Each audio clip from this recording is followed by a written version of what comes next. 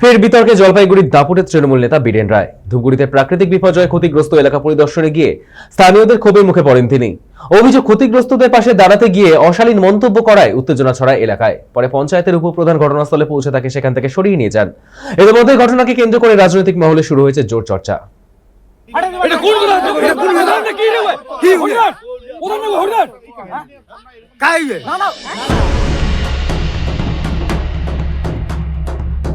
আরো একবার বিতর্কের মুখে অর্থাৎ বিতর্কের কেন্দ্রবিন্দু হয়ে দাঁড়ালো জলপাইগুড়ি জেলা তৃণমূল কংগ্রেসের আইএনটিটিউসির ব্লক প্রেসিডেন্ট অর্থাৎ গ্রামীণ বীরেন রায়, যা ঝাড়ালদা 2 নং গ্রাম পঞ্চায়েতের প্রধানের স্বামী এবং দাপুটে তৃণমূল নেতা বলেই পরিচিত।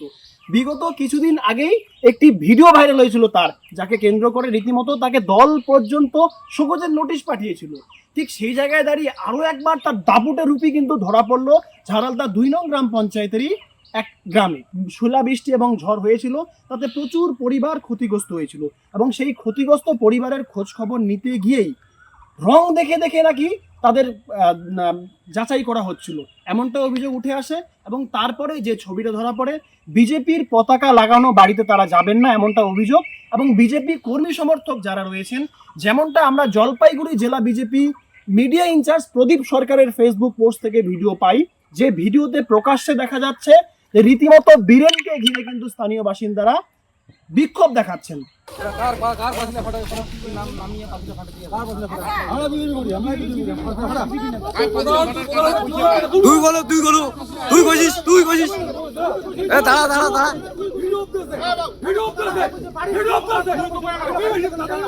এই ভিডিওটা ভাইরাল হয় তখন তিনি কেএলওতে যোগ দেওয়ার কথা বলছেন। আজকে তৃণমূলে থাকার জন্য মরিয়া হয়ে রাস্তাঘাটে ঘুরে বেড়াচ্ছে, মানুষকে উল্টোপাল্টা কথা বলতেছে। আবার এটাও বলছে যে বিজেপির কোনো বাড়িতে পতাকা থাকলে তাদের কোনো সরকারি সুবিধা দেওয়া হবে না। এর জন্য জনতা ক্ষিপ্ত হয়ে তাকে গাড়ির পিছন দিকে ধাওয়া করে এবং আটকায়। তো ওই সময় গ্রামের লোকজন বিক্ষোভের মুখে পড়ছে এবং উপপ্রধান গিয়ে রেস্কিউ করে। এদের সম্পর্কে বলাটাই, যতটা বলবো অতটাই খারাপ, না বলাটাই ভালো।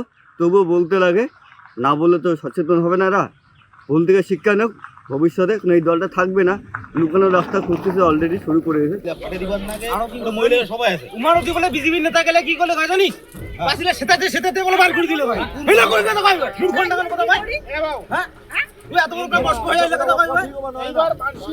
পরবর্তীতে সেই বিক্ষোভের আকার এতটাই ধারণ করে যে মাঠে নামতে হয় খোদ উপপ্রধান রবিরাভাকে, এবং তিনি তার নিজস্ব বাইকে সেখান থেকে তাকে কিন্তু রীতিমতো রেস্কিউ করে গন্তব্যে নিয়ে আসে। এবং এই ঘটনাকে কেন্দ্র করেই তীব্র সমালোচনার ঝড় ঝাড়ালদা 2 নং গ্রাম পঞ্চায়েতে, অর্থাৎ জলপাইগুড়ি জেলার এই ধূপগুড়িতে রীতিমতো রাজনৈতিক তরজা আরো তুঙ্গে। তৃণমূলের একাধিক এই কর্মকাণ্ডে রীতিমতো অস্বস্তিতে পড়ছে বলেই কিন্তু দাবি রাজনৈতিক মহলে।